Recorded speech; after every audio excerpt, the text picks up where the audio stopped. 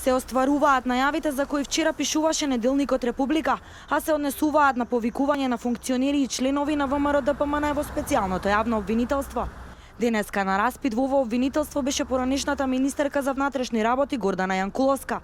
Откако заврши Јанкуловска во изјава за медиумите, оцени дека специјалното јавно обвинителство нема кредибилитет за какви било постапки поврзани со правото. Меѓутоа го задржа приматот на еден од најстурените организациони делови на СДСМ, односно алатка во функција на социјалдемократите секогаш кога ним им е потребно да постигнат некоја цел. Во периодот на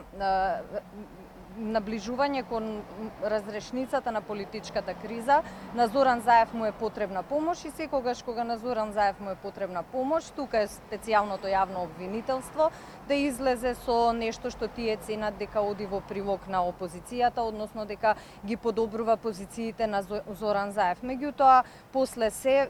тие веќе функционираат повеќе од една година. На граѓаните на Република Македонија повеќе од јасно им е дека ова е политичка пресметка со неистомислениците на Социјалдемократскиот сојуз, со неистомислениците на Зоран Заев, кој впрочем неодамна беше и фактички повторно аболициран од специјалното јавно обвинителство и без разлика колку пати ќе повикуваат представници на ВМРО ДПМН, исходот, односно впечатокот во јавноста, но и крајниот исход од постапките не може да се смени. Од специјалното јавно обвинителство соопштуваат дека Јанкуловска во својство на осомничена за предметот Титаник побарала увид во доказите, поради што повторно ќе биде повикана за истиот случај за разгледување на доказите. Република во својата анализа вчера пишуваше дека оваа недела СЈО ќе продолжи со спектакуларни пресконференции.